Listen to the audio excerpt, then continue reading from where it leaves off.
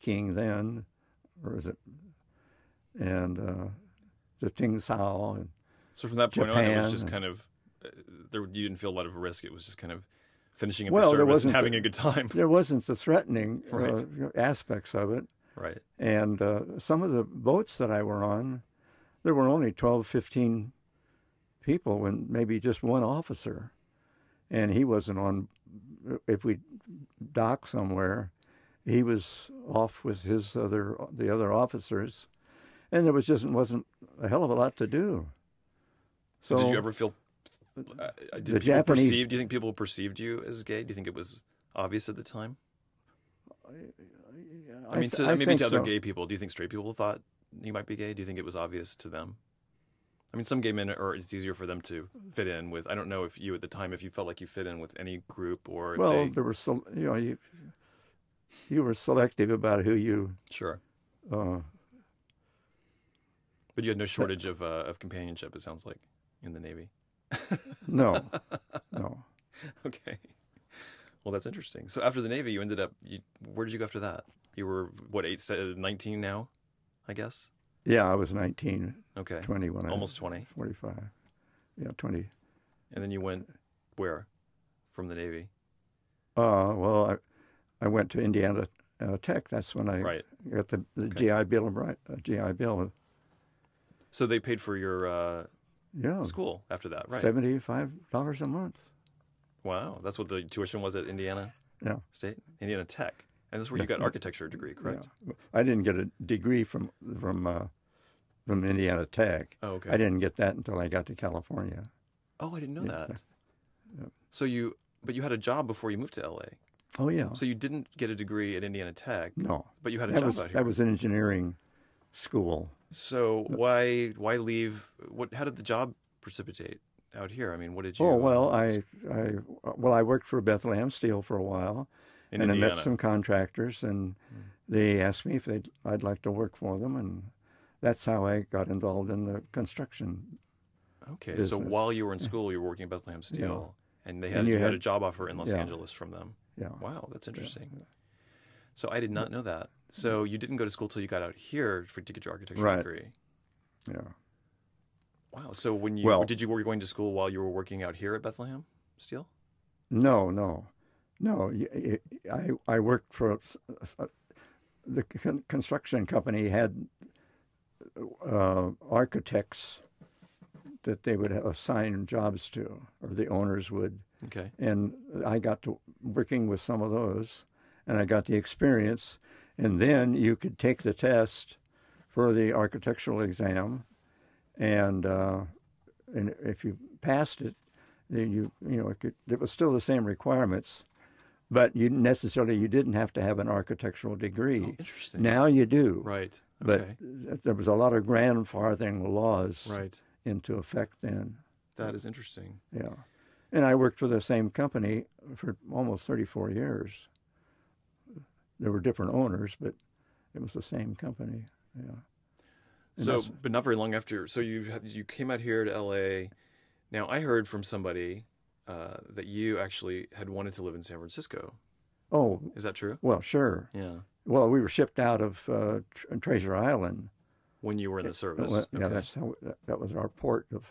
Right. That we left, and I only spent maybe 4 days in San Francisco, and that was the most exciting city. Yeah. I'd ever been in. Well, I'd been into Chicago, but only for the football games.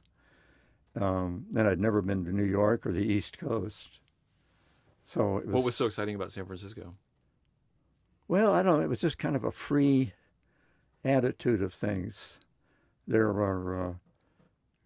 was the Black Cat, was a notorious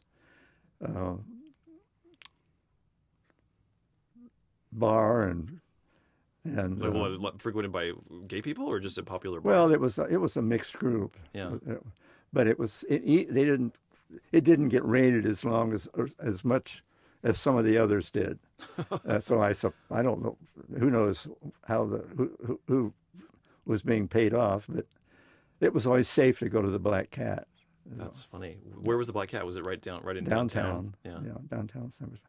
I don't remember the street, but Why do you think San Francisco became? Do you think because the military oftentimes left and returned there and dropped people off and picked people? I mean, because it was kind of a departure point, I guess, an arrival point for military. Is that why you think San Francisco ended up being such a gay town? I really never thought about it at the time, I mean, or even now. It's kind of the gayest town in the country, or always used to be at least. Well, it was. Yeah. Yeah.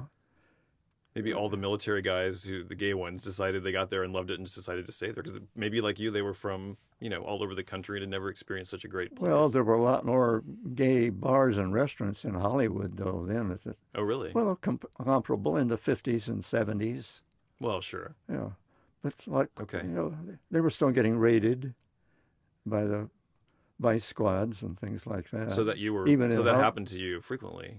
Well, yeah. I never got arrested. But you couldn't dance with another guy.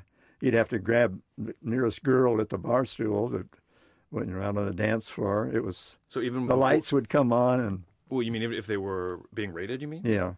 But sorry. So were you ever in a bar or a club that was being raided? Oh, many times. Is there one specific story that you can share of what that was like? Well, there was one called the Apache, and there was another one called, or maybe it was Apache Territory, I think. But there was a problem with that. The Indians didn't like something about that. But then there was... Probably because it was a gay bar. They didn't like that. Yeah, they didn't like that. And I don't know what tribe it was, but there was the famous bar that I remember in Hollywood was called the Golden Carp. And between the tables and the chairs, there was like a little river, a glass top walkway with goldfish swimming in it. And that was pretty fancy. That was pretty exotic. And that got raided. So what was it like to be in a raid? So what you said you grabbed the closest girl. So yeah. there were also gay women at these bars, or were there men in drag, or was every little bit of everything? Only on Halloween. Only on Halloween. So tell us what happens when it gets raided. What was that like in the 1950s? Well, if a guy's or holding hands or kissing or being a little more attentive than you normally would, right? You would be arrested for vagrancy or obscene behavior. It was just a way to penalize your lifestyle. Right. Did the bar owners pay people off to keep that from happening? Yeah. Some did. Yeah. Some of them. But you were never Some arrested. of the leather bars really had to pay people off. Pay off. Yeah. Just to kind of avoid the hassle. They were willing to do it. Yeah. Yeah. Interesting. So, but you never were arrested, but you saw people get arrested.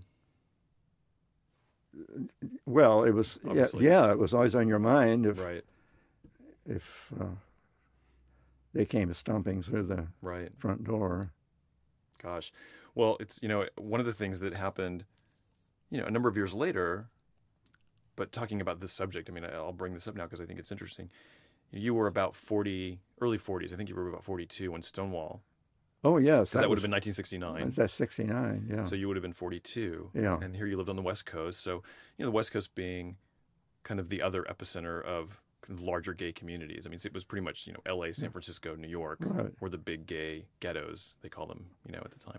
Back then, there were ghettos in the sense that the gay communities banded together and lived together, and, more so than they do now, really, which even though I'm much younger than you, I still find it I miss that. I see the gay communities dispersing, and you don't have the concentration like you do even West Hollywood. I mean, I have people with baby strollers and families all around me, which are lovely people, but you don't have quite the fraternity that you had, at the time, because discrimination is not what it used to be. So we don't have to live together. We don't feel like we need to be kind of in that environment anymore. But the Stonewall riots, I mean, I was thinking about that before we got through, came here today, and that must have been interesting. I mean, tell me what your friends, thought about that when you. Well, I don't know exactly when the Mattachine Society was joined, but I know. Tell us what that is. A lot of I think it was probably the first gay organization that tried to get